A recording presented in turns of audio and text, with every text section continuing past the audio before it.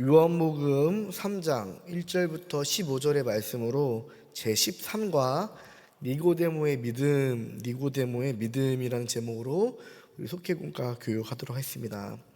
유대인의 지도자였던 니고데모는 예수님을 찾아와 이 영원한 생명의 길이 어떤 것인지를 여쭈어 보았습니다. 예수님께서는 이 영생을 위해서는 근본적인 삶의 변화가 있어야 된다라고 말씀하셨어요.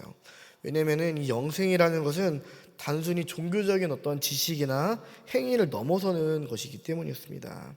그래서 니고데모는 예수님을 만난 후 예수님 말씀을 통해서 영생의 길을 깨닫게 되었습니다. 그렇다면 니고데모가 영생을 얻은 믿음은 무엇이었을까요? 첫 번째로 물과 성령으로 거듭나야 된다라는 것이었습니다. 예수님께서는 니고데모에게 사람이 거듭나지 아니하면 하나님의 나라를 볼 수 없다라고 말씀을 하십니다.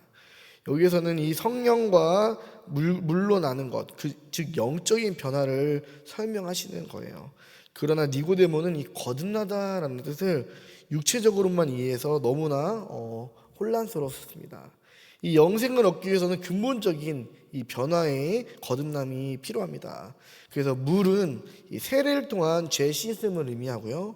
이 성령은 하나님의 능력으로 말미암아 내 안에 있는 내적인 변화를 상징하는 것입니다. 그래서 이 거듭난다라는 것은요, 사람의 어떠한 노력으로 이어지는 것이 아니라 하나님의 은혜로 주어지는 것을 우리가 믿으시기를 바랍니다.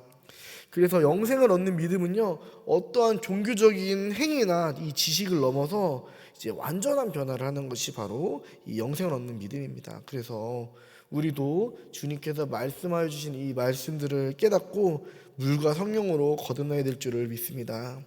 두 번째로 니고데모가 영생을 얻은 믿음은요, 하늘의 일을 믿어야 된다라는 것이었습니다. 예수님께서는 땅의 일과 하늘의 일을 이제 대비시키시면서 이 영생을 얻기 위해서는 하늘의 것을 믿어야 된다고 했어요. 그러나 니고데모는 처음에 자기의 지식과 경험으로 예수님의 가르침을 이해하려고 했습니다. 오늘날에도 마찬가지. 우리는 이제 여러 가지의 지식들, 또 여러 가지 기술들, 여러 가지 경험들이 많다 보니까 항상 나의 지식과 나의 어떤 경험에 비춰서 하나님의 말씀을 해석하려고 해요. 그러나 이제 예수님은 그에게 하나님의 나라의 일은 이 하나님의 생각이나 경험을 뛰어넘는 것이다 라고 말씀을 하셨습니다. 그래서 땅의 일은 사람의 경험과 이해를 의미하지만 이 하늘의 것은 사람의 지혜로는 완전하게 이해할 수 없는 하나님의 이 계획과 뜻을 말씀하시는 거예요. 그래서 영생을 얻는 믿음은요, 어떠한 우리들의 이성적인 이해나 또 경험적인 지식과 지혜가 아니라 하나님의 계시를 받아들이는 이 영적인 태도를 취하는 것이에요. 때로는 나의 생각에는, 나의 지식으로는, 나의 지혜로는 믿어지지 않지만 주님께서 말씀하시는 것이기 때문에 내가 믿습니다라는 이러한 자세를 취해야 된다라는 거예요. 그러므로 나의 한계를 분명히 인정하는 것이 필요합니다. 하나님, 지금 나의 수준에는, 나의 지혜로는, 나의 경험으로는 하나님의 이 뜻을 이해할 수가 없습니다. 지금 우리 인간이 가진 어떠한 지식으로는 하나님의 이러한 것들에 도달할 수 없습니다. 그러나 하나님께서 나에게 믿음을 주신다면은 내가 이것을 믿을 수 있습니다라고 고백하는 거예요. 그래서 창세기가 중요한 것들이 사람의 지식으로는 아직까지 밝혀지지 않는 것들을 우린 처음에 믿음으로 고백하는 거고, 우리들이 사도신경에서도요, 나는 전능하신 아버지 하나님 천지 창조주를 믿습니다라고 고백하는 것부터 시작이 된다는 거예요. 왜냐? 이 모든 것들은 사람의 지혜로는, 사랑의 지식으로는 설명할 수가 없는 것이기 때문입니다. 그렇기 때문에 우리들은요, 내가 이해하지 못한다고 해서 하나님의 말씀을 배격하는 것이 아니라 내가 이해하지 못하기 때문에 하나님의 말씀을 더욱더 의지될 줄을 믿습니다. 세 번째로 니고데모가 영생을 얻은 믿음은요, 이 십자가에 달리신 예수님을 믿는 것에서 있었습니다. 예수님께서는 니고데모에게 구원을 얻기 위해서는 인자가 들려야 된다라고 말씀하십니다. 이것은 곧 예수님의 십자가의 죽음과 부활, 곧 예수님으로 인한 영원한 사랑으로 인해 이 구원이 시작된다라는 것이에요. 그래서 예수님께서는 이를 이 광야에서 모세가 든 놋뱀에 비유를 하셨습니다. 이 율법학자들, 이 유대인들, 특별히 이 바리새인들은요, 이 모세를 굉장히 존경했었죠. 그런데 예수님께서는 이 모세 같은 놋뱀을 쳐다본 자만이 살았다라는 것을 이렇게 말씀을 하셨어요. 마찬가지로 모든 사람들은요, 십자가에 달리신 예수님을 믿음으로 인해서 우리가 구원, 영생을 얻는 줄을 믿으시기를 바랍니다. 그러므로 구원은 어떠한 인간의 행위나 공로가 아니라 오직 예수님의 이 대속의 죽음을 통해서만 이루어지는 거예요. 그래서 우리는 예수님을 믿기만 하면은 구원받을 수가 있다라는 것입니다.